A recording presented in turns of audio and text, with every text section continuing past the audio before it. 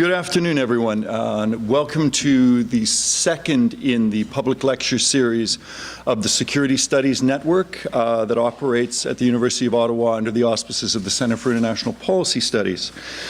Thank you all for coming. My name is Michael Williams. I'm a professor in the Graduate School of Public and International Affairs, and it is my happy task today to introduce our speaker. I guess at one level our speaker actually needs no introduction. John Mearsheimer has, over the course of the past 30 years, been one of the most provocative, influential, and sometimes controversial analysts and commentators on international politics and American foreign policy in both the United States and beyond. It seems to me that part of this influence arises from the sheer breadth of his work. His first book on conventional deterrence and his second book on the military strategist and historian Basil Liddell Hart challenged fundamental assumptions about how one thought about war and strategy.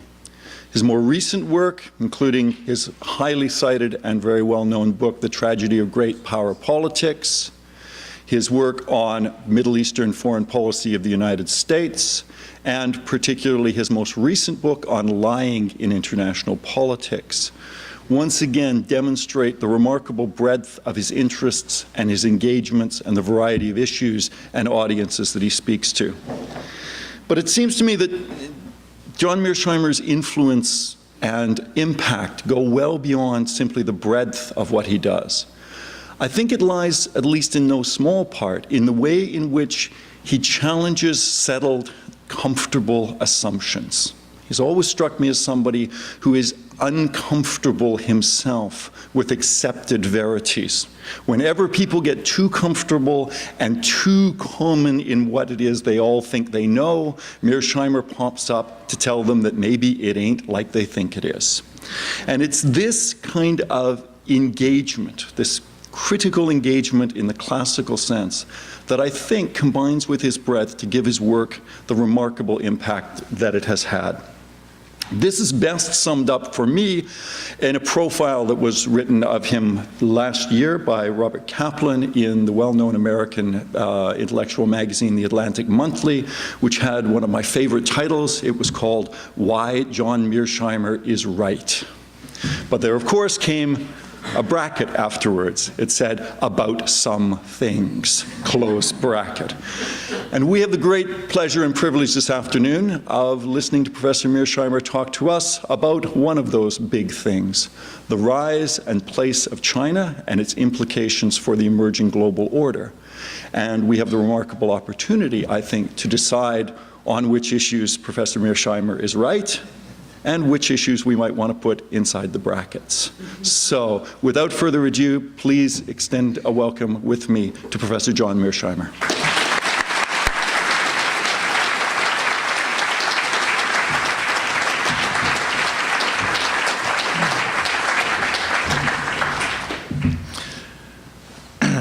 Thank you very much, Michael, for those kind remarks, and thank you very much for inviting me here to the University of Ottawa.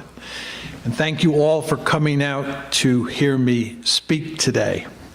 The subject I want to talk about is a subject that I believe will dominate how you think about international politics for the next 50 years. And that's true in the United States as well as in China, but I think it's true here in Canada as well. And that's the important question of whether or not China can rise peacefully. And I'm going to make the argument that China cannot rise peacefully. But before I get to the heart and soul of my argument, I want to make two preliminary points. The first point is that I am simply assuming that China will continue to rise over the next 30 years, much the way it's risen over the past 30 years. I'm simply assuming that eventually China will turn into a giant Hong Kong, and asking the question, what will U.S.-Chinese relations and what will China's relations with its neighbors be when it gets that big? My question has little to do with the world today, and it's a question about the future. And again, I want to emphasize that I'm simply assuming China will continue to rise. I'm not saying that it will. There are a number of people in China and in the United States who I've run into who believe that the Chinese economy will flatline at some point.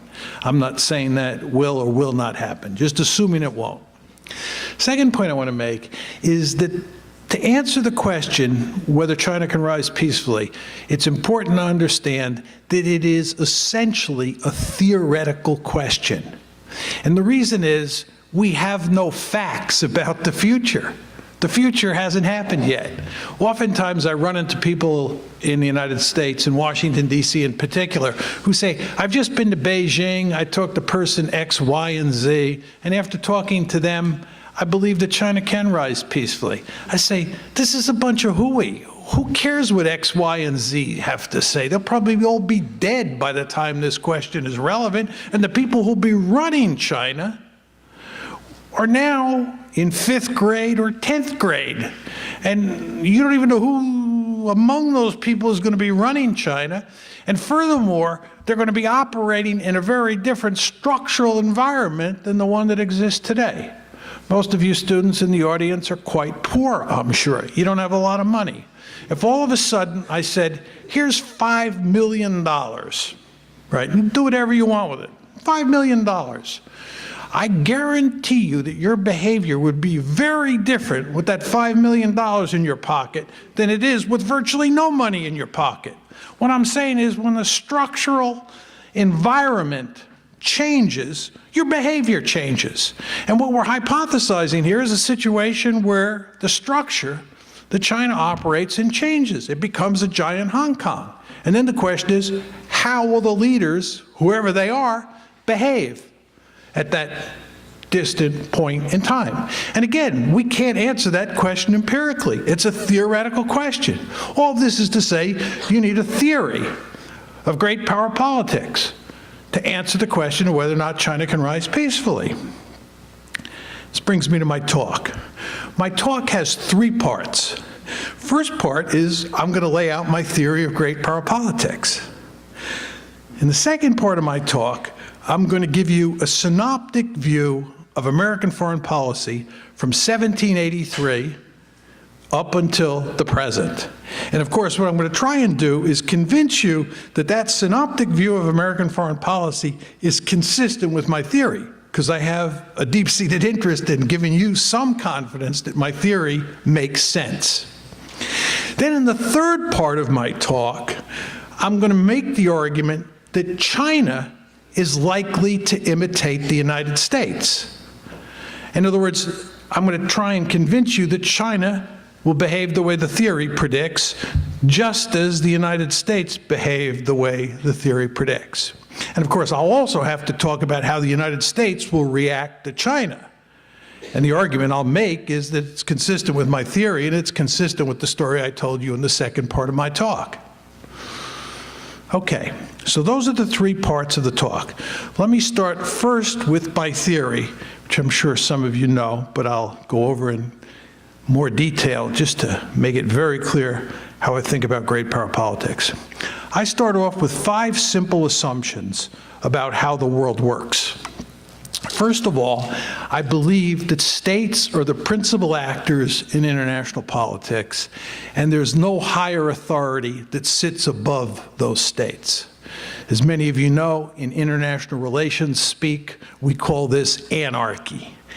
Anarchy does not mean murder and mayhem. Anarchy is simply the opposite of hierarchy. It says that there is no higher authority of any consequence that sits above states. States are basically like pool balls on a table. Some are bigger than others, for sure, but they are the principal actors, and there's nothing above them. Anarchy, assumption 1. Assumption 2 is that all states have some offensive military capability. Of course, it varies from state to state. The United States, as I don't have to tell you, has an enormous amount of offensive military capability. A country like Israel has significant offensive military capability. A country like Jordan, on the other hand, or Switzerland or Belgium has much less. But the point is that all states have some offensive military capability. Come to the third assumption, which is of great importance, and I want to spend a lot of time talking about, because it's central to my argument. And that has to do with intentions. You know, in international relations, we often talk about intentions and capabilities. The second assumption had to do with capabilities. The third assumption has to do with intentions. My argument about intentions is that no state can be certain about the intentions of other states. Now, why is this the case? It is because it is very hard to discern intentions, because intentions are inside the heads of people, and you can't see them and you can't measure them. To give you an example, during the Cold War, the United States dedicated an enormous amount of time and intellectual effort to trying to assess the Soviet threat. We had little trouble figuring out what Soviet capabilities were. We could count the number of armored division equivalents, we could count the number of SS-18s, we could count the number of Bear bombers, you name it, right? Those were material capabilities that you could see, you could know, you could count. We had one whale of a difficult time trying to figure out what Soviet intentions were. And we had huge disagreements. There were many people who argued the Soviet Union is a status quo power. There are other people who argued it was a revisionist power. How could you tell? You couldn't get inside Nikita Khrushchev or Leonid Brezhnev's head and see what those intentions were. It's impossible to tell what intentions are. So my point here is states are uncertain about the intentions of other states. Now, some people don't agree with that, and they think there's enough information in the ether at any particular point in time that you can figure out what those intentions are. My Sunday punch response to that is to say, all right, I'll give you the fact that we can understand what intentions are now. But my response is that we can't know what the future intentions of any state will be. So even if you believe that we can figure out the intentions of a state today, you cannot figure out the intentions of a state in the future. Because again, as I said earlier on, we don't even know who's going to be running Poland or China or Jordan in the year 2015. So you can't know future intentions. Let me give you an example that has nothing to do with international relations that drives this home. It's a depressing example, and it has to do with divorce. As you all know, when any two people get married, they invariably love each other. And they invariably think that the person they're marrying is a wonderful person who has benign intentions towards them. But the fact is, in the United States, we have a divorce rate that's close to 50%. And I don't know what the divorce rate here is in Canada, but I'm sure it's non-trivial. What this tells you is that a lot of people get married thinking that the person they're marrying has benign intentions, when in fact that person over time turns into Attila the Hun and doesn't turn out to be someone with benign intentions. If you ever think about it, it's a very depressing thought.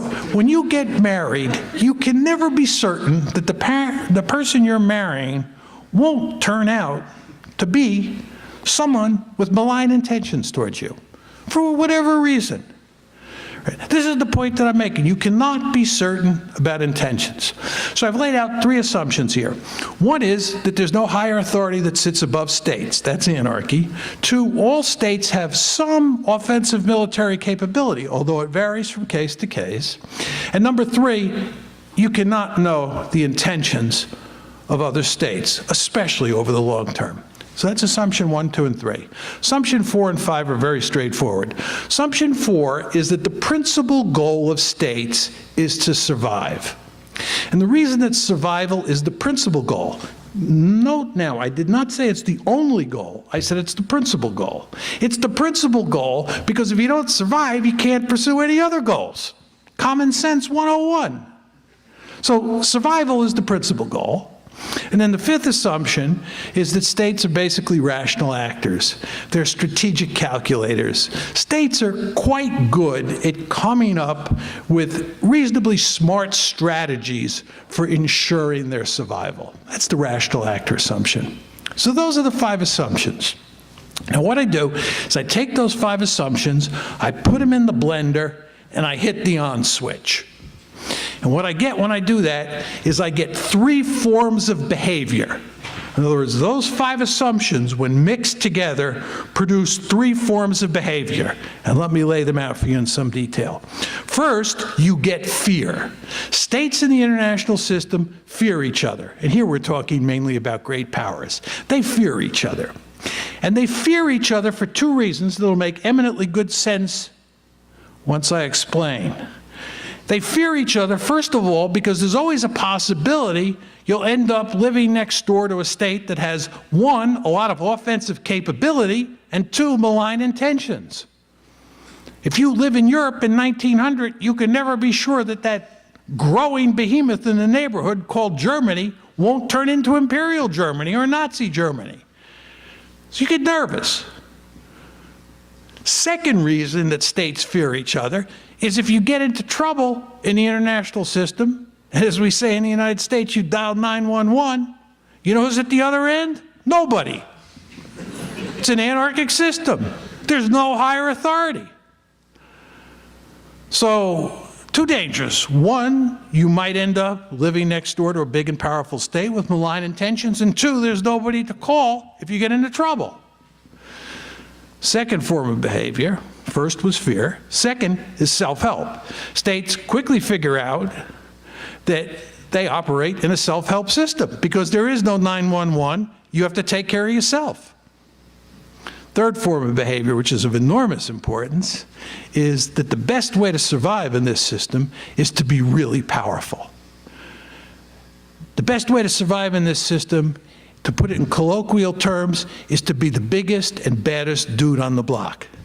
As I like to say when I speak about this subject in America, how many of you go to bed at night worrying about Canada or Mexico attacking the United States? The answer is nobody does. Why? Because we are so powerful, nobody would dare think about attacking us. We are surrounded by weak neighbors to our north and our south, and we have fish to our left and our right. This is an ideal strategic situation if you're interested in surviving. You want to be really big and really powerful. When I grew up as a boy in New York City, and I was out there on the playground, I was kind of weak and meek, and I fell prey to bullies. I used to dream about being Floyd Patterson. Most of you are too young to remember who Floyd Patterson was. He was the heavyweight boxing champion of the world at the time. I wanted to be Floyd Patterson out there at recess. Why? Because that was the best way to survive on that playground. Nobody would have dared fool around with me if I were really big and muscular instead of small and weak. So the name of the game, if you're interested in surviving in an anarchic system where you can't be certain about the intentions of other states, and those states may have a lot of military capability, is to be really powerful. It's not because you like pounding out other states or being an aggressor, just for the sake of being an aggressor. It's because it is the best way to survive. Now, what does it mean to be the most powerful state in the system? I think it means that you want to be the hegemon. But to say you want to be the hegemon doesn't tell you very much. You have to unpack that a bit. I think the best way to survive is to be a regional hegemon. You cannot be a global hegemon. The globe is simply too big and there's too much water. The United States of America has gotten itself into a whole heck of a lot of trouble over the past 20 years. I'm sure most of you have noticed this, all right? We've gotten ourselves into a whole heck of a lot of trouble because we've had these dreamers running the ship of state who believe that we can be a global hegemon and run the world. Can't do it. You end up in places like Afghanistan and Iraq, and the ending of those stories is not happy, right? But you can be a regional hegemon. You can dominate your region of the globe. So my argument is that the best way to survive is, number one, be a regional hegemon. And number two, make sure, to put it in Pentagonese, that's a foreign language, make sure you do not have a peer competitor. What does that mean? Make sure that there's no other state in the international system that is a regional hegemon. Now, you're probably saying to yourself, why does it matter to the United States if China's a regional hegemon or Germany is a regional hegemon? It all revolves around the concept of freedom to roam. Now, you're saying to yourself, what is he talking about, freedom to roam? Have you ever wondered why the United States is wandering all over God's little green acre, sticking its nose in everybody's business?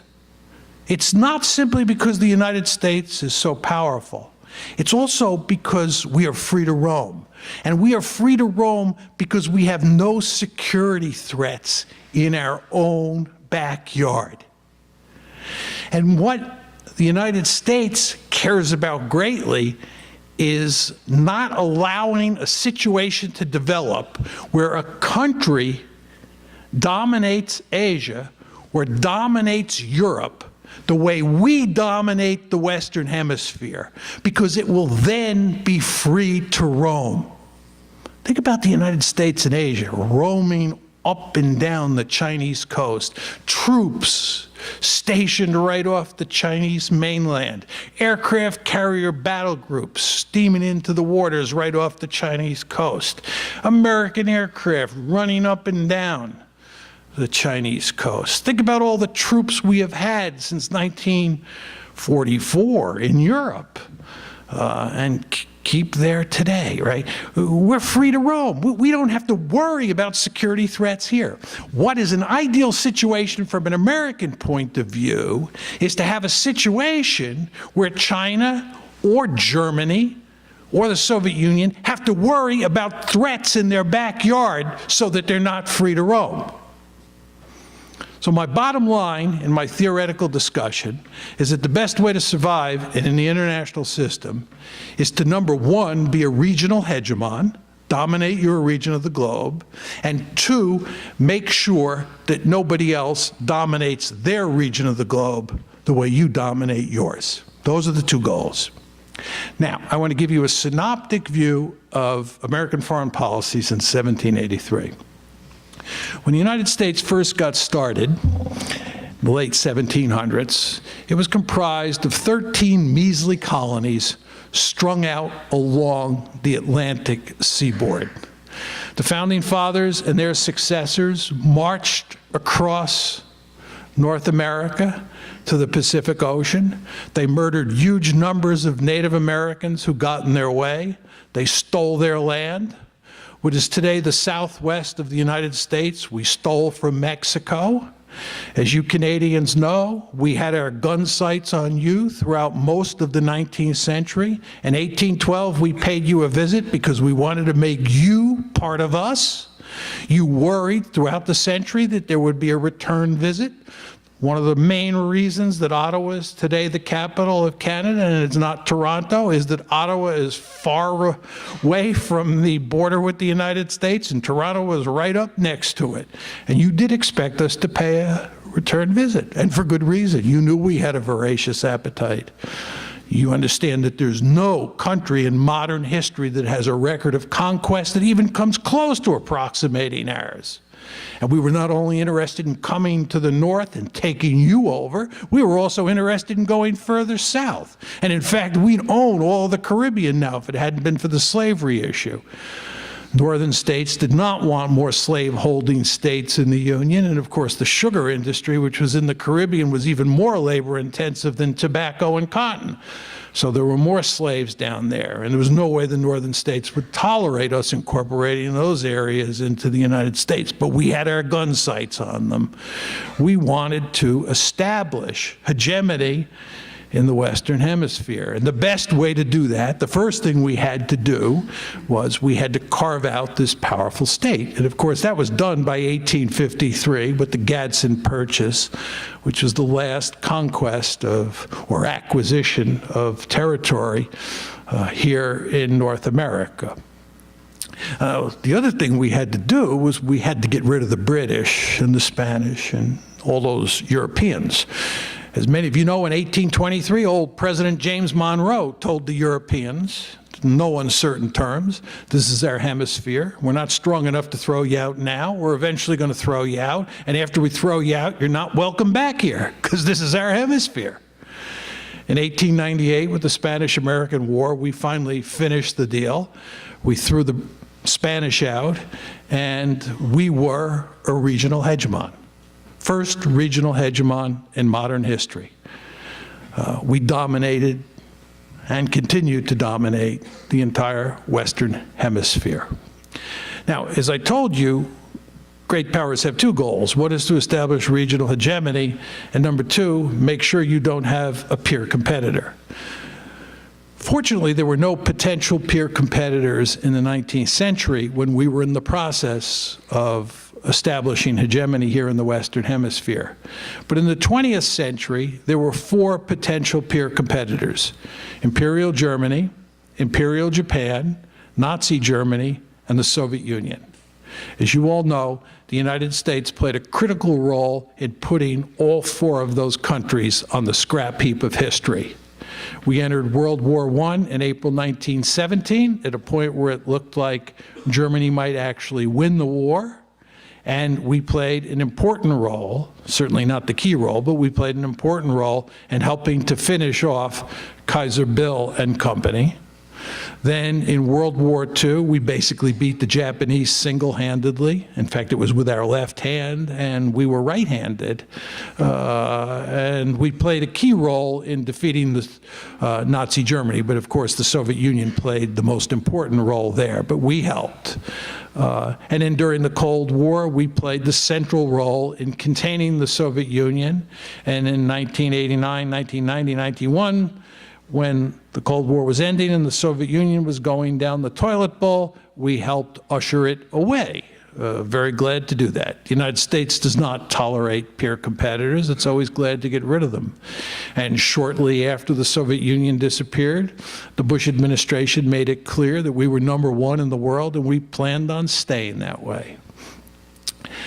So what I'm telling you is that if you look at my basic theory, and you look at how American foreign policy has actually been since 1783, not the story that Americans tell. You know the story that Americans tell about what a wonderful liberal state we are and so forth and so on. I mean, it's nonsense, right? This is a state that Adolf Hitler admired. He said, these people know how to create Lebensraum, right? This is the real America, right? This is why Canadians lived in fear throughout the 19th century.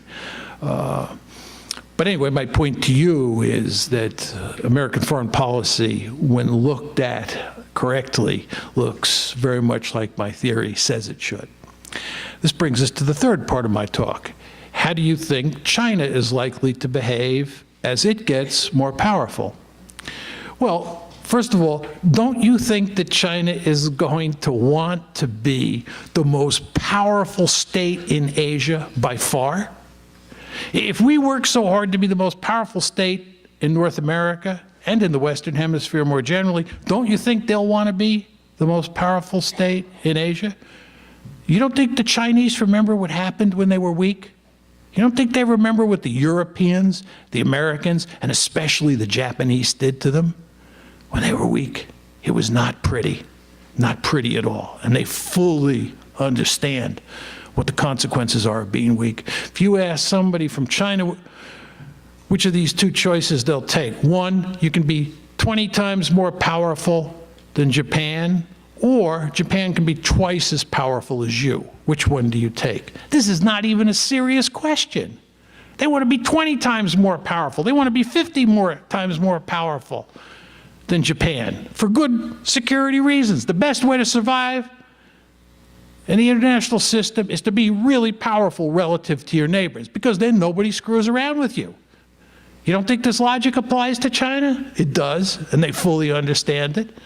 And they have every intention of making sure that they are really powerful. Now, I told you what the United States also did via the Monroe Doctrine is that it pushed the European powers out. You don't think the Chinese are going to want to have a Monroe Doctrine? You think the Chinese are going to be perfectly content having the United States Navy and the United States Air Force, the United States Army and the United States Marines right off their coast? You think they're going to be happy about that?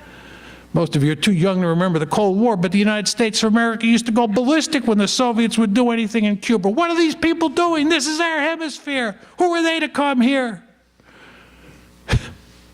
Monroe Doctrine. My mother taught me when I was a little boy, what's good for the goose is good for the gander. It's good for us to have a Monroe Doctrine. Probably good for them to have a Monroe Doctrine too. And there's all sorts of evidence today that the Chinese, would really kind of like to push the Americans away from their coastline. This is surprising? Not surprising at all. They're going to try and dominate Asia, try and push us away, just the way we pushed the Europeans away, just the way we carved out this big and powerful state. They're interested in survival. They know how the game is played. Then you got to ask yourself, how's the United States likely to respond? I told you what the theory says. We don't tolerate peer competitors. That means we are not going to be happy about them dominating Asia the way we dominate the Western Hemisphere. And we've got a historical record here. Imperial Germany, Imperial Japan, Nazi Germany, and the former Soviet Union. You don't think we're going to react to China the same way? I bet you were all shocked when Barack Obama said last year that he was pivoting to Asia. Oh my God, what is he doing pivoting to Asia, right? He's pivoting to Asia because people in the American national security community understand that this country is getting bigger and more powerful. And we don't tolerate peer competitors, right? Now what about China's neighbors? How do you think they're likely to behave? I think it's quite clear where they're headed, right? You can already see the balancing coalition beginning to form. Go home and Google Japan and India, two countries that are geographically separated by a huge distance. The Japanese and the Indians have basically jumped into bed together. They're beginning to play a lot of kissy face, and the reason is quite simple. The reason is quite simple. They're both scared of China, right? Very scared of China. Singapore? Very scared, right? The balancing coalition will be South Korea, Japan, of course the United States, Taiwan, Singapore, Vietnam for sure, India, and Russia. And all of China's neighbors will be very, very nervous because China will be very big and very powerful. So my argument is that what you're going to get is you're going to get an intense security competition between China on one hand and the United States combined with China's neighbors on the other. And again, I think you can already see the signs of the balancing coalition beginning to form. And this is going to be a very dangerous situation. Now let me just take this one step further and talk about a very familiar concept in the international relations literature, and that's the security dilemma. As many of you students know, the security dilemma says that the steps that states take to defend themselves invariably appear offensive in nature to the other side. And a really good example of this is the whole notion of containment. From our perspective, containment is a very defensively oriented strategy. We are containing China. But if you're sitting in Beijing and you look at this balancing coalition that is forming around you, that is surrounding you, it doesn't look like containment, it looks like encirclement. So you go back to the period before World War I, when Britain, France, and Russia formed the Triple Entente. Germany saw that as encirclement. If you go back to the Cold War, when we put together balancing coalitions in Europe and in Asia, because the Soviet Union extended from the center of Europe all the way out to the Pacific Ocean. So we had balancing coalitions in both theaters. The Soviets viewed this as encirclement. We viewed it as containment.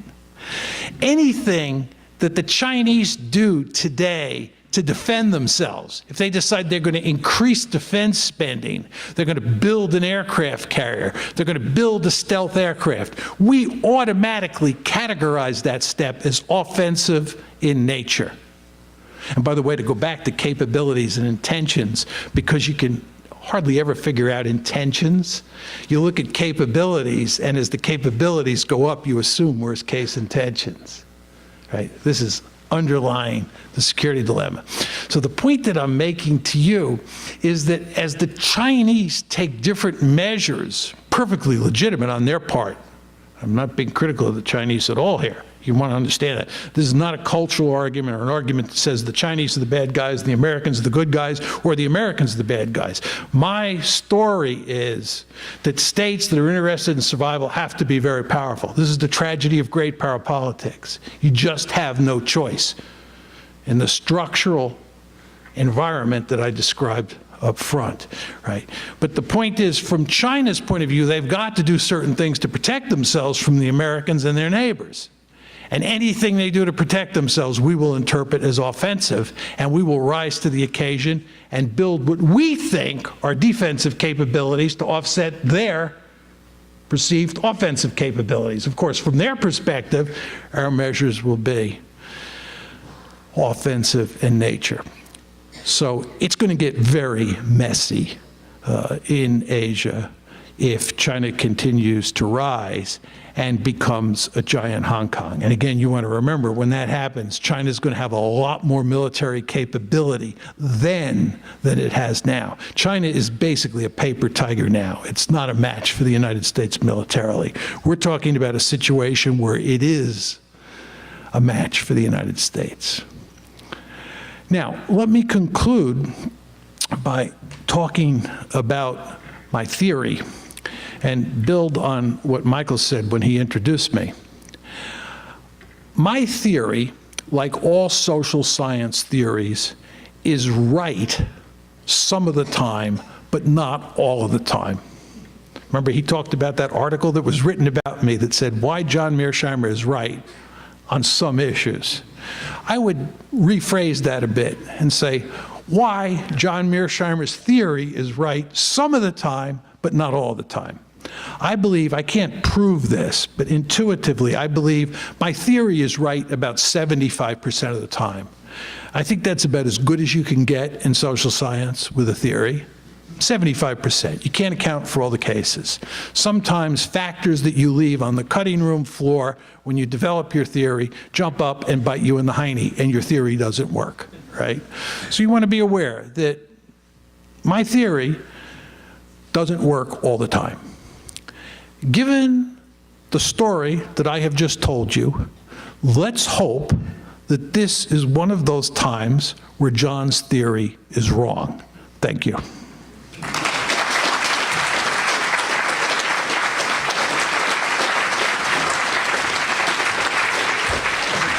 Yeah, oh, sure. You run your own session, yeah? Great.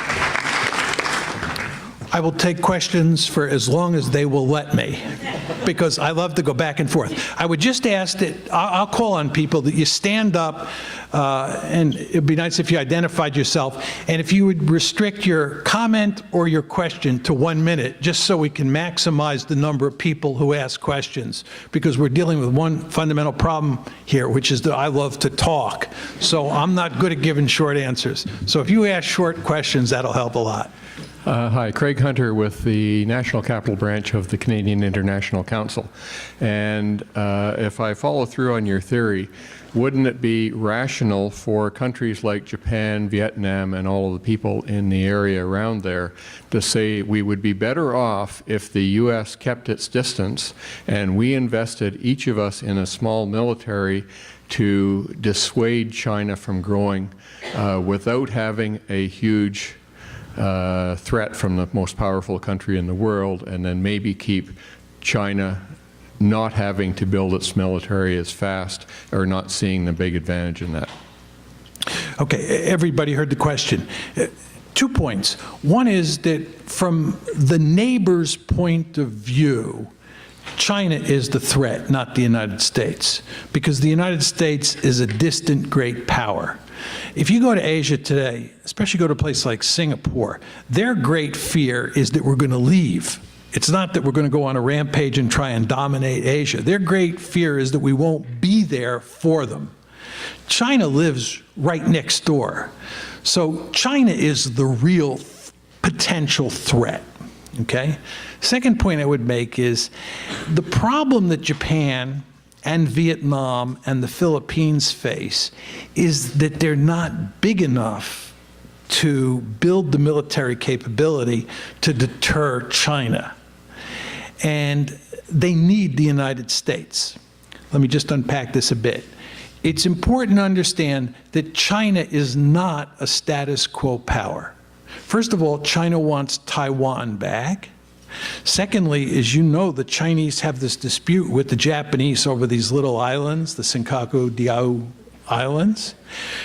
Even more importantly, there's a huge dispute over who controls the South China Sea, involving a number of countries, Vietnam and the Philippines most prominently, okay? So all of those countries that are China's neighbors, given the size differential between them and this potential behemoth, are looking for help. And the best place they see to get help is the United States, which, going back to my first point, they don't see as a potential threat. So in many ways, the biggest problem that we face, and this, by the way, explains Obama's great emphasis on the pivot to Asia, is that our Asian allies are worried that we have lost our mind over the last 20 years and are fighting these crazy wars in places like Afghanistan and Iraq, and we won't be there for them. And what Obama is trying to do is reassure them. Sir. Hi, my name is Victor Raduco, and I'm from Ottawa. I just wanted to make a point and hear your comment on this, but okay. To my way of looking at things, states aren't individuals. They're collections of different interests. And when you look at the relationship between the United States and China, as it's developed since normalization, but especially since 1978, you see tremendous stakes in the other side in both countries. Economic stakes, even security stakes in some regards. If you think of issues like UN Security Council negotiating on certain issues and so on. How did you factor that into your analysis of this dynamic that you spoke of, which is informed by your international relations background? Yeah, excellent question. It is very important to understand that my theory makes a number of simplifying assumptions about how the world operates. And one of the assumptions that I make, which is completely consistent with what you say, is that I effectively assume that states are black boxes. The rhetoric that you used is I treat states like they're individuals, which I think is correct, and I just have different rhetoric. It's a black box, right? And what you're saying to me, quite correctly, is that states are comprised of heterogeneous groups and individuals, and they don't always act as if it's a unified person. That's a fair representation of your view. Let me marry that comment with what I ended my talk with. I said that my theory is right, in my opinion, 75% of the time, and it's wrong 25% of the time. And some of the factors that I leave on the cutting room floor, and domestic politics would be a good example, right? Kind of what you're getting at.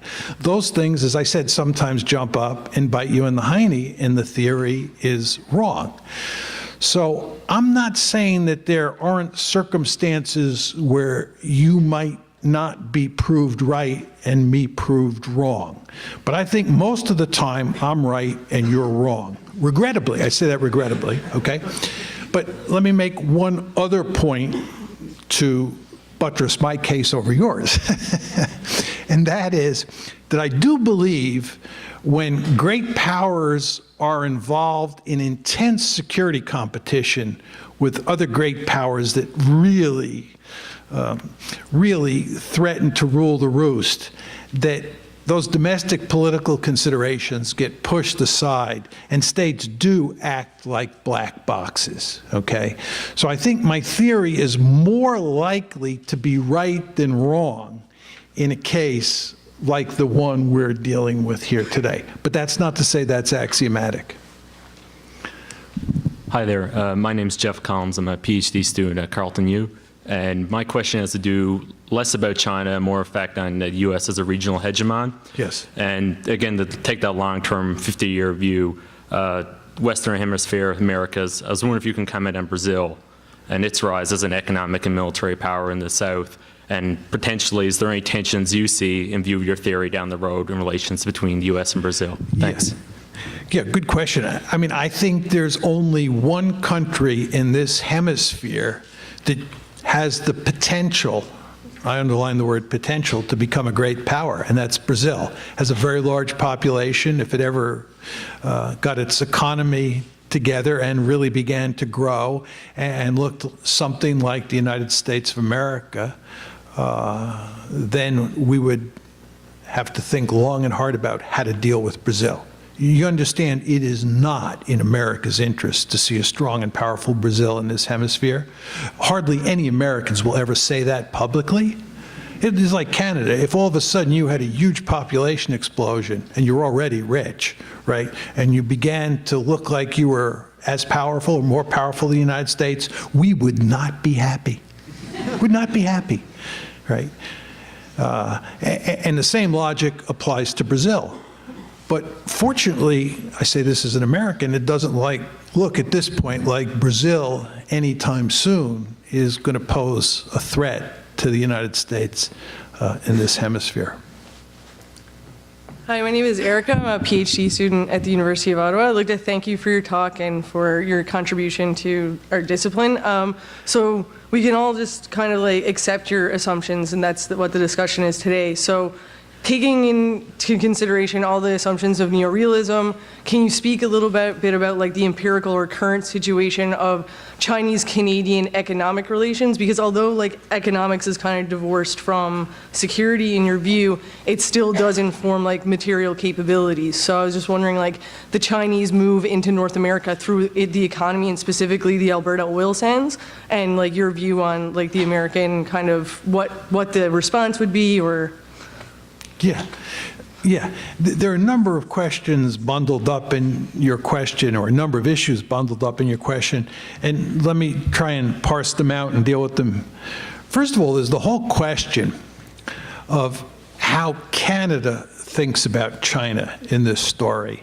I usually don't talk about Canada, I usually talk about Europe in this regard, and let me just digress for a second here. When you talk about American grand strategy, there are three areas of the world that are worth fighting and dying for. One is Europe, two is Northeast Asia, and three is the Persian Gulf. Those are the three areas that matter. The first two areas, Europe and Northeast Asia, matter because that's where great powers are. The third area, the Gulf, matters because that's where oil is, okay? Historically, Europe has been our number one priority. Always been our number one priority. We were attacked at Pearl Harbor on December 7th, 1941 by Japan.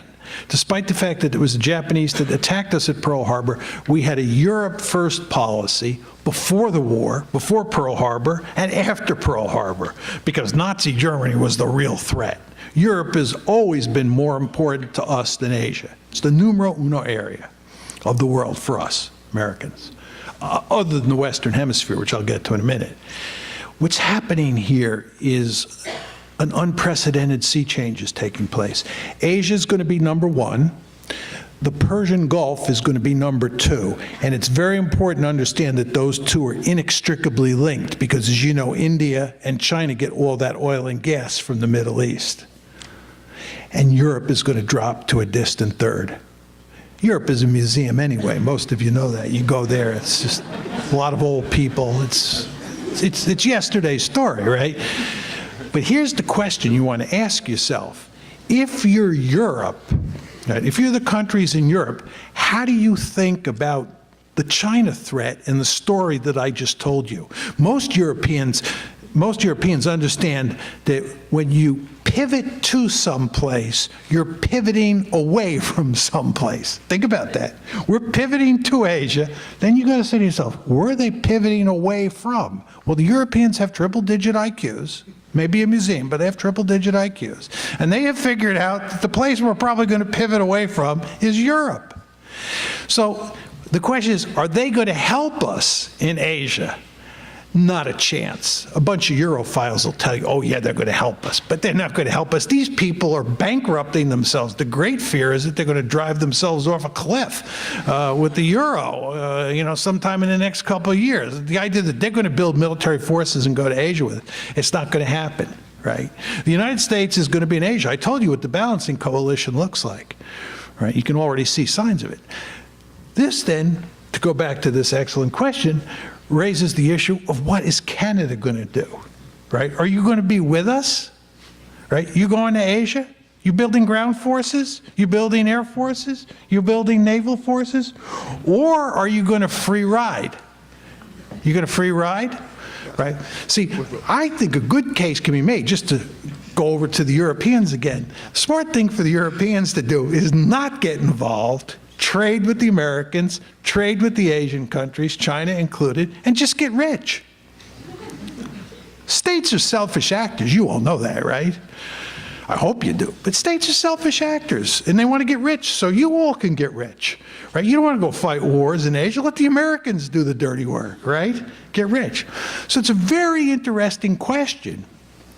Now, to take this a step further, I was up in Canada a few years ago. I used to be good friends with the foreign minister because of my opposition to the Iraq war. And I came up here a couple times, and I remember I was talking to somebody one night who was telling me how cozy the Canadians were getting with the Chinese and how he expected that relationship to increase with the passage of time. And I said to him at the time, I said, if China continues to rise, you better be very careful, because that will drive the United States stark raving crazy, right? This is the freedom to roam argument. The United States does not want China roaming into the Western Hemisphere. This gentleman asked me the question about Brazil. Let's hypothesize a situation where Brazil gets really powerful and Brazil invites China to build a base or station naval forces in Brazil. You don't think that can happen? Just look at where we are all over the planet, right? It could happen. That would not make us happy. It would not make us happy if Canada got too close to China, right? But then again, you want to think about what Canada's role will be if my story is correct. And again, as I said to that gentleman, and I said in my concluding comments, I may be wrong. This brings me to my final point, just about economic interdependence. I've given this talk, I had guessed 35 times in China.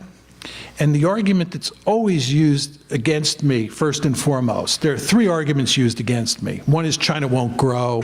Two is that China's a Confucian culture. They'll rise peacefully because of Confucian culture. I don't pay any attention to those arguments. The main argument used against me, the serious one, is economic interdependence, right? And this is embedded in the question that was just asked me. And this is the argument that the United States and China, right, and China and its neighbors have such economic interdependencies that there's no way they can fight a war, because who in their right mind would kill the goose that lays the golden eggs? So when you talk about theories that might undermine my theory, economic interdependence theory is oftentimes the #1 argument. In the interest of letting these gentlemen ask questions, I won't tell you why that theory is wrong. Well, thank you, Professor Mearsheimer. That's actually my question. All right. So my name is Marko Papic, and I work for BCA Research, which is based in Montreal, so we came down here to hear you talk. And our clients are sovereign wealth funds, central banks, and large institutional investors. And I'm the social science guy in the room with a bunch of economists. And I've been telling this story for basically now 2 years, almost verbatim. And the one challenge I have from our clients, who are of course mostly investors and they make a lot of money off of China, and a lot of them are in Singapore, including central banks and again sovereign wealth funds, they tell me, look, I mean, over the past 10 years, our trade with China has increased 4 or 5 times, whereas our trade with the U.S. has remained stagnant. Why, in God's name, would we, kill the golden goose? So you don't get to get away from this question. In fact, you're going to help me do my job. How do I defend this theory of yours, of ours, if I may presume that, and how do I explain this to these investors that they're in fact wrong? I have an answer, but I'd like to hear you how you put it. Well, first of all, there are differences between the United States and Canada, as I tried to point out with regard to the previous question. And with regard to the earlier question about different interests, I mean, businessmen and businesswomen in the United States, in Canada, and in China think about international politics in very different ways than most strategists do. Very important to understand that. Capitalists are interested in making money. And there's nothing wrong with that, of course, but that's just the way they think.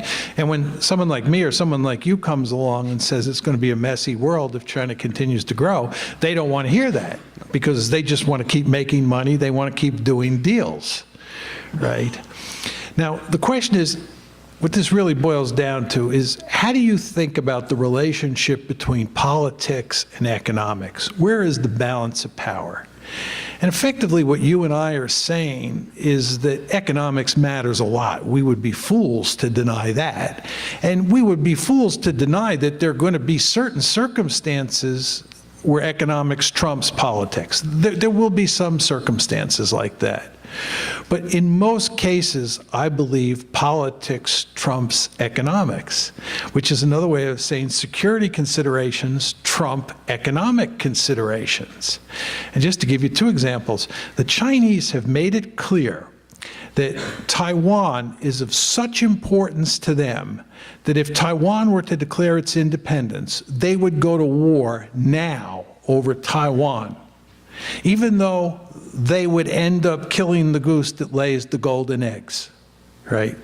What they're saying is that politics is more important than economics. The Senkaku or Diaoyu Islands, right? Just look at what's happening to Japanese-Chinese trade relations as a result of this conflict over a bunch of rocks in the middle of the Pacific Ocean. It's kind of hard to believe, but it just shows you how powerful politics are. Take this a step further. There's a whole literature on nationalism in Japan, and almost, excuse me, everybody agrees that given the fact that communism doesn't have much legitimacy in China, the communist system doesn't have much legitimacy, and they don't have a democracy, it's very difficult for the elites to maintain the existing political order. And the best way for them to do that is to fuel nationalism. Nationalism provides the glue that keeps things together. All of this is to say, and you see this playing itself out in the recent controversy over these islands with Japan, is that nationalism politics is front and center. So my argument is that with regard to the United States and with regard to China's neighbors, countries like Japan, countries like Vietnam, economics matters, and economics will sometimes have a dampening effect. But politics ultimately triumphs. And that's why I think you'll get a security competition. But my final point is, I'm not sure. I've not thought long and hard about this. I'm not sure, and I'd be curious, we could talk afterwards, your thoughts on it, how this plays out in the Canadian case. Because Canada is just in a very different situation than the United States, right? Canada has all sorts of incentives to free ride and not to get involved in trying to contain the Chinese in any major way, right? I'm not saying it should ultimately do that, but it has incentives not to do that. And it has incentives to trade with China, just as Europe does. So I'll leave it there. Hi, Patrick Salonius, the Carleton International Policy Forum. Obviously, you believe in your theory with quite a bit of conviction, but I wish if you could please speculate, and the simple answer might be no, but you said your theory is right, you believe about 75% of the time. How could China ever fit into that 25%? Is there any scenario you could envision where perhaps your theory might not go quite according to plan? Yeah, I think the most powerful argument against me, I'd make it a threefold argument, okay? First of all, nuclear weapons. Best single argument against me is nuclear weapons. I have a whole set of counter responses to that, but there's no question that nuclear weapons make everybody very skittish, and nobody wants to get vaporized. And so, you know, the response to me is to say, John, would you please get serious? You know, great power politics of the sort you described made a lot of sense when you were in a non-nuclear world. We live in a nuclear world, and this is not going to be World War III or anything like that, okay? So that'd be argument number one. Argument number two against me is the economic interdependence argument, the argument we were just playing around with. I have to concede that there is a certain amount of truth in that argument. If everybody's getting rich, there are powerful incentives not to kill the golden goose. Third argument to make is the nationalism argument, and that is to say, as I often do, and this is why I oppose the Iraq War, the most powerful political ideology on the face, contrary to what most of you think and what most Americans think, is not democracy, it's nationalism. Nationalism is all about self-determination, and nationalism makes it extremely difficult for any one country to invade other countries and conquer them. So the United States could, you know, conquer this piece of territory and that piece of territory, and you could have all this territorial expansion in the good old days when there was no nationalism. But in the age of nationalism, territorial conquest is a prescription for huge trouble, right? You want to invade Afghanistan? Be my guest. Want to try Vietnam? French did it, we did it, Vietnamese did it. We learned one lesson, stay out, right? Going into Iraq, oh my God, right? Are these people serious, right? The idea that the United States of America is going to go into a country in the Middle East and do social engineering at the end of a rifle barrel in the age of nationalism, not going to happen, right? Therefore, China is not going to be able to do much in terms of conquest, right? Look what happened when they went into Vietnam in 1979. They got their snouts whacked. Okay, so bottom line argument is a lot of truth in what John has to say, but the three countervailing forces: nuclear weapons, economic interdependence, and nationalism. Thank you very much. My name is Andrew Blanco. I'm a master's student here at the University of Ottawa. Both the United States and China are countries that depend heavily on foreign resources. China has been heavily investing in Africa, and if we accept that for the United States, it doesn't want a peer, how concerned should the United States be about the level of investment of China in Africa? Well, I don't think Chinese investment in Africa matters much to the United States. In my opinion, Chinese economic growth matters to the United States, and maybe to the extent that investment in Africa contributes to that, we should care. But I think Africa per se is not the big issue. I think the big issue from a strategic point of view, and I tried to make this clear about 10 minutes ago, is the Persian Gulf. I think that the Indians and the Chinese are increasingly dependent on oil from the Persian Gulf. And they're going to be deeply involved there. And of course, we are already deeply involved there. I believe, by the way, and you should just think about this, whether you agree with me or not, but one of the things that disturbs me greatly about our present relations with Iran, and the fact that those relations are likely to never improve at the rate we're going, is that we are in effect going to drive the Iranians into the arms of the Chinese. If you think about the world the way I do, right, you start thinking about Chinese influence in the Persian Gulf, and from an American point of view, we want to minimize Chinese influence in the Persian Gulf. But I think we're now pursuing policies that are going to have exactly the opposite effect, especially with regard to Iran. So I don't see Africa, right, which has never been an important strategic area for the United States, right, as the key in the story. I think the Middle East, and the fact that the Middle East and Northeast Asia or East Asia are inextricably bound like that, is the key story. I want to make one final point to you. When you folks think about the rise of China over time, what you want to do is you want to hypothesize a map in your head. And first of all, there is the Western Pacific, or the east coast of China. This is where you have the South China Sea, Taiwan, South Korea, Japan, you know that area. That's where we the Americans are going to have our greatest problems with the Chinese. As they get more and more powerful, that is the bailiwick that they control. The second big bailiwick you want to think about is as you go through the Straits of Malacca into the Indian Ocean and into the Arabian Sea, and you start heading towards the Persian Gulf. Everybody have that picture in your head. You're coming out of the Western Pacific.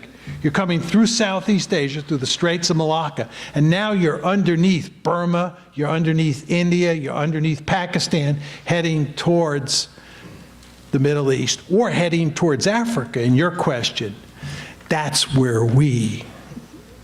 our sweet spot, right? That's where they're in real trouble. Right? Because first of all, we have the Indians on our side. Secondly, we have an incredibly powerful Navy. And they've got to get their goods and resources from Africa back to China, right? And from the Persian Gulf back to China. And that's where they have problems. And of course, to stick with the map, this is what drives them up into Central Asia. Because Central Asia is land that abuts China, and therefore you don't have to come underneath through the Indian Ocean. So even if they invest in Africa and in the Middle East in a really big way, until they have a Navy that can project power, right, we basically have the upper hand once you're outside of the Western Pacific. Speaking of cartography, Nisa Malley, graduate student at the University of Ottawa, the concept of regional hegemony seems to assume that naval routes are going to remain constant. What do you think the impact will be of the opening of the Arctic Seaway on the way in which the world is divided into regions and hemispheres? I honestly don't think it'll have much effect at all. I mean, I could be wrong on that. But I don't see how it would change the regions. Tell me tell me what's the most glaring example of how regional dynamics or regional boundaries change in your story. Well, if you cannot go through the Arctic, then you're dividing the world into essentially north-south lines. But you can turn the map like this. Okay, but tell me a region that changes. What looks differently? The Western Hemisphere doesn't look the same anymore. Europe doesn't look the same. I mean, what changes? I guess my question would be, would that change how you conceive of China as a regional peer versus a threat within your own region? No. To be honest, I really care about two things. One is how many people you have. This is why I like the fact that Canada has few people compared to the United States, be very honest. And how much wealth you have. And the thing that scares me about China is that they have a lot of people. And if it turns into a giant Hong Kong, oh my God, right? It's just so powerful. So I care about China independent of, you know, the ice cap melting. I just care about it because it has a lot of people and a lot of wealth. Alex Treesby, former student here at University of Ottawa in Carleton. You spoke a bit about how American foreign policy during the during the Cold War was heavily focused on Europe, NATO, in order to contain the Soviet threat. What do you think is the likelihood of some sort of collective security organization rising in Asia to counter China, or do you think it's mostly going to be bilateral agreements between the U.S. and various partners? Yeah. This is actually a great question. My friend Steve Walt talks about this issue all the time. In the Cold War, it was very easy to put together a balancing coalition in Europe called NATO, because the threat was concentrated in the center of Europe on what we used to call the IGB, the inter-German border, right? So you had this very powerful and effective multilateral alliance called NATO. In Asia, on the other hand, where the threat, the Soviet threat, was not as great, and where the geography was complicated, you had, apropos this gentleman's question, bilateral relationships, right? The U.S. had a treaty with Japan, the U.S. had a treaty with Korea, right? There was no equivalent of NATO to speak of in Northeast Asia, okay, where the Soviet threat was concentrated.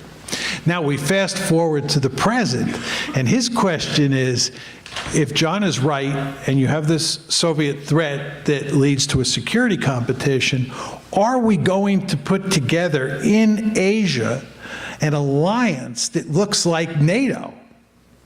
Or are we going to continue the old way of doing business with a series of bilateral agreements between the United States and X and the United States and Y? Steve Walt's point is that geography is going to make it very difficult to constitute an effective NATO-like alliance. Just to give an example, if there's a war over the Senkaku Islands, and let's say the Japanese and the Chinese are shooting at each other and the Americans come in, Vietnam is a faraway place. India is a really faraway place. Is India going to come all the way out through the Straits of Malacca to help out Japan? You know what I'm saying? So the geography is really complicated. I don't know what the answer is to your question. And I think it's a great research question. Thanks. Royson Gupta, I'm with the, also with the Carleton International Policy Forum.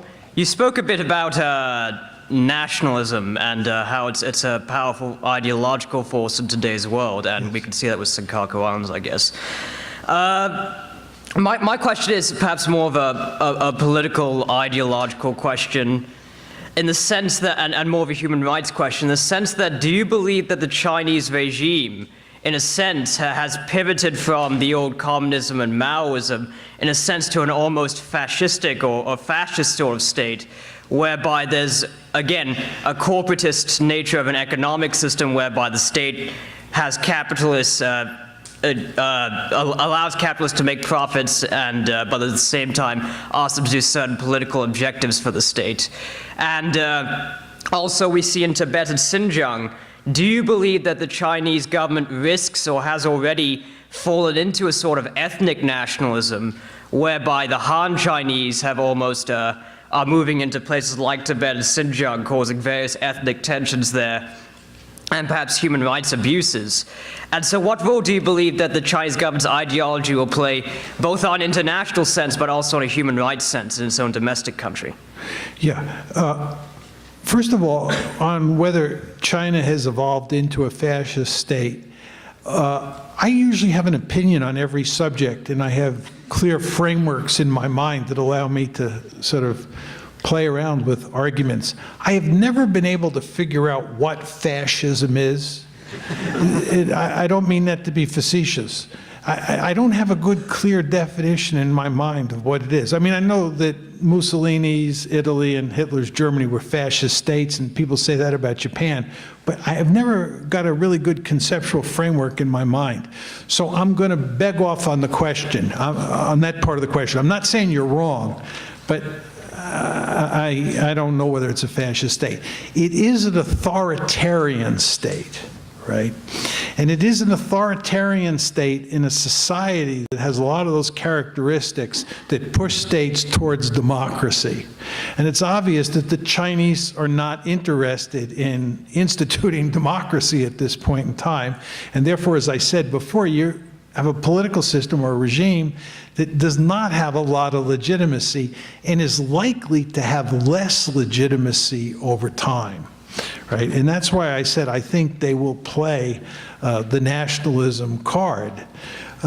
With regard to, areas like Tibet, Xinjiang, I think there's no question that the Chinese government in Beijing is deeply concerned about, excuse me, the irredentist movements in these areas and would like to do everything it can to snuff them out. And I think there's no doubt that they're moving Han Chinese into those areas. Are the Chinese willing to violate human rights? I think if the circumstances deem it necessary, they'll do it. And I would make the same argument with regard to the United States. States oftentimes, as you know, do terrible things, not only to their own people, but to other people. And if the leaders of the Chinese state believe that there are powerful centrifugal forces at play inside of China that threaten to destroy the state, they'll do what they think is necessary. You remember what I said before when I talked about those 5 assumptions. The principal goal of every state is to survive, and that includes the Chinese. And if there are centrifugal forces inside the state that threaten the survival, it usually leads to terrible things.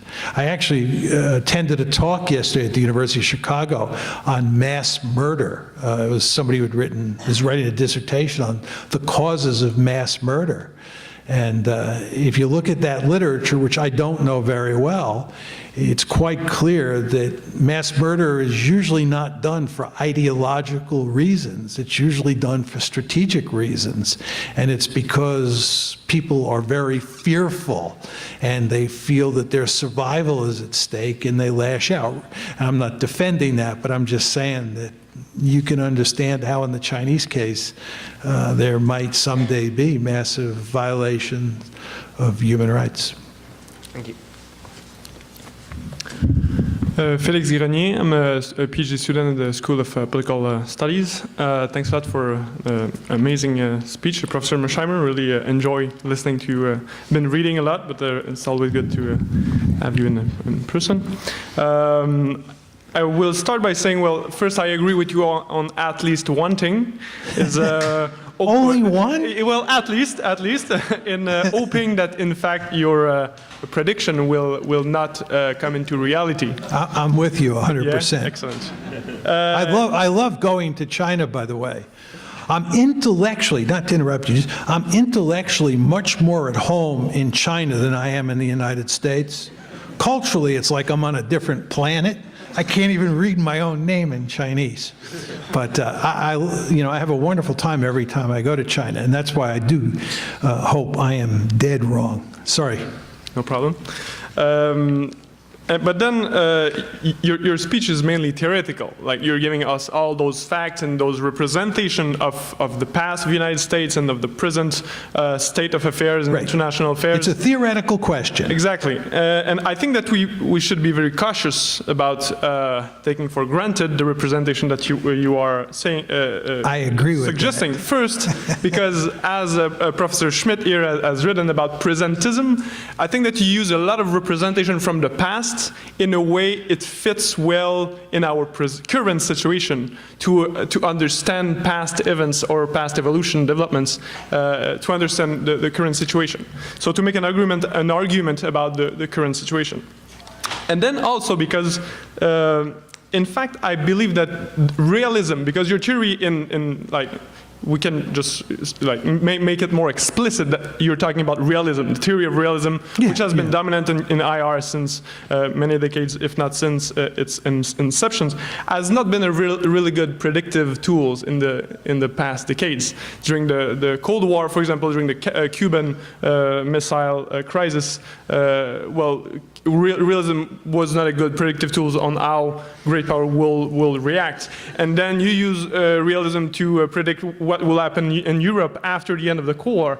And it was, well, the prediction was not yet, did not yet realize. So, and I would like to point out, or I would like to suggest that the problem with this theory is, in fact, it takes rationality for granted. It takes rationality as something which is the same for everybody. So we might, like you pointed out, nuclear weapons, you pointed out community of securities. I think that the cultural or like constructivist argument that's saying people don't think the same like everywhere because they construct their own representation of reality might be an interesting point too. Okay. So you should wind it up. The main problem I have is I'm suffering from early Alzheimer's and I can't remember all the good questions you asked. So, I'm only joking about the early Alzheimer's.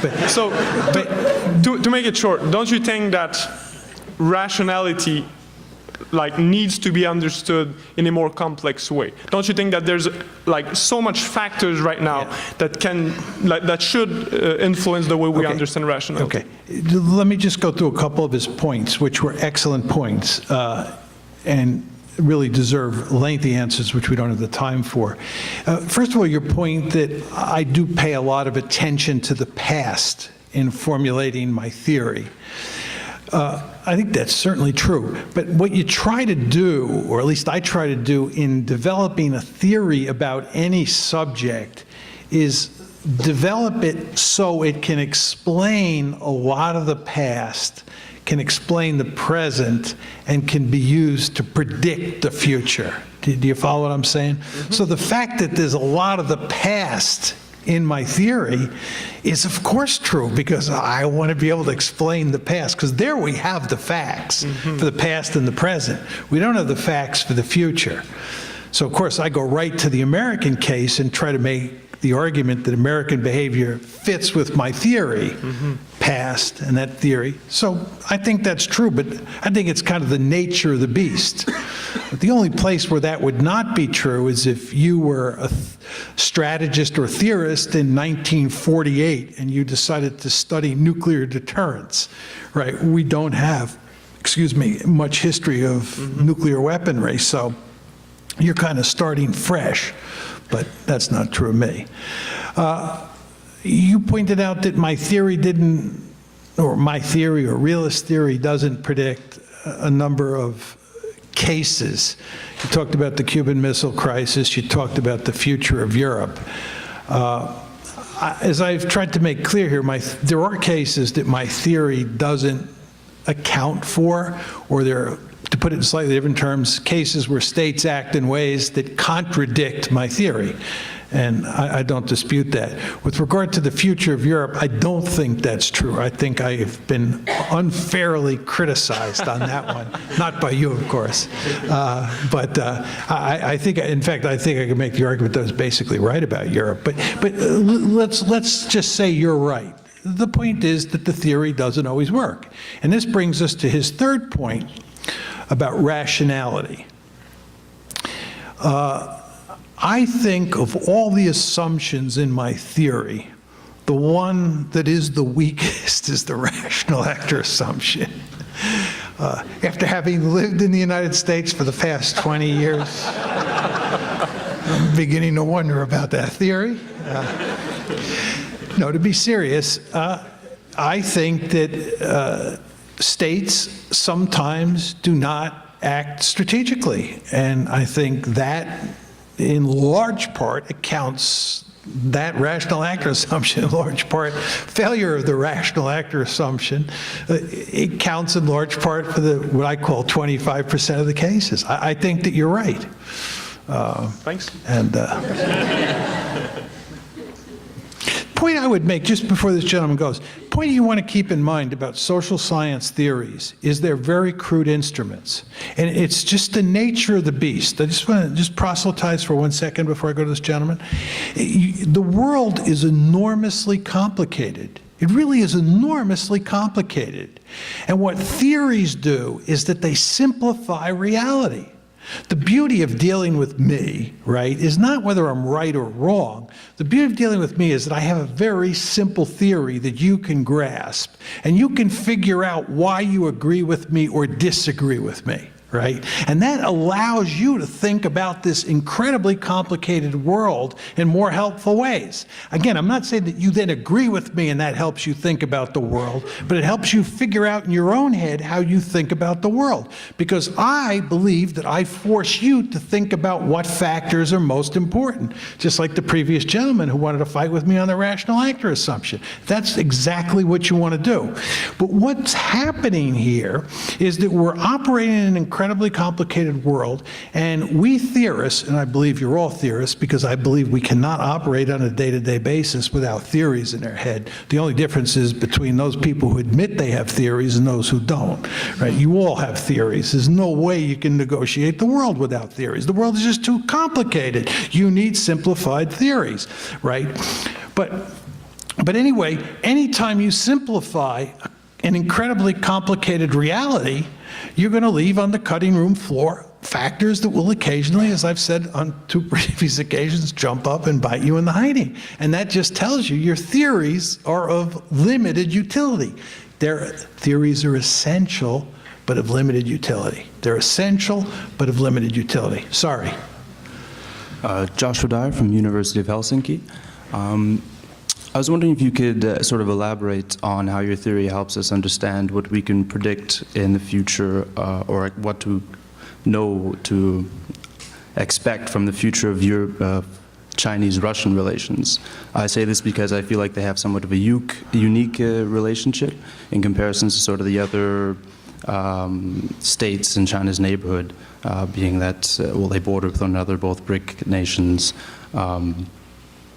They sort of tiptoe around each other, make sure not to sort of step on each other's toes in the UN Security Council, things like this. So I was wondering if you could sort of elaborate on that. Yeah. I think that when you talk about the balancing coalition against China, you will remember I said that it would include Japan, South Korea, Taiwan, Singapore, Vietnam, Philippines, Australia, India, and I said Russia, right? So I could interject 1 second. Also, they have a very different relationship with the U.S. in comparison to these other states. The Russian-U.S. relationship being quite different from Japan-U.S. relations. Oh, absolutely. Australia-U.S. Right. relations. This is, I think, really my main interest, my main point. Well, as you know, Russia, which was then the Soviet Union, was our principal adversary during the Cold War. But you also want to remember that the United States fought against Vietnam in one of the bloodiest wars of the 20th century in the years 1965, basically to 75. And the Vietnamese are really anxious to jump in bed with us. They'd like us to come back to Cam Ranh Bay. They'd like us to help them with the South China Sea. So there you have a former mortal enemy, right? Vietnam and the United States that are coming together. And I believe, as is evidenced by my description of what I thought the balancing coalition will be, that the United States and Russia will be allies against China. It has to do with geography, right? Russia shares a border with China. They almost fought a war in 1969 along the Ussuri River over a border dispute. And I think that as China continues to grow and it begins to push out, it begins to throw its weight around in the neighborhood, the Chinese will end up facing both the United States and Russia in this balancing coalition. You don't see that now, right? As I've said a couple times here, you can see the balancing coalition already beginning to form. And remember, I said for anybody who has any doubts, you should go home and Google India and Japan. But you don't see evidence in the Russian case, right? And this is in large part because the United States is doing things in the greater Middle East that angers both the Chinese and the Russians. So the Russians and the Chinese kind of act together. You all know that the Russians and the Chinese together are making it impossible to get a UN resolution for dealing with Syria, right? And that's because both China and Russia feel like they were stiffed over Libya. They both abstained from the vote in the UN on Libya. So the Chinese and the Russians are good friends today in certain ways. But what I'm predicting, I want to underline that, what I'm predicting is that will all change. And eventually the Russians, like the Japanese and the Indians, will come over to the balancing coalition. But only time will tell whether that's true. Thank you. You're welcome. Professor Mearsheimer is a remarkably modest man who only claims accuracy in 75% of his predictions. I'm less modest. I claim 100% accuracy in my predictions, and I think I have empirical evidence for this. At the beginning of this talk, I predicted that it would be incredibly broad-ranging, incredibly challenging, deeply unsettling, provocative, and exciting. And I think all of those predictions have been confirmed. And for confirming my genius in social science, but more importantly, for giving us an amazing afternoon of food for thought and analysis, I'd like to join me in thanking John Mearsheimer.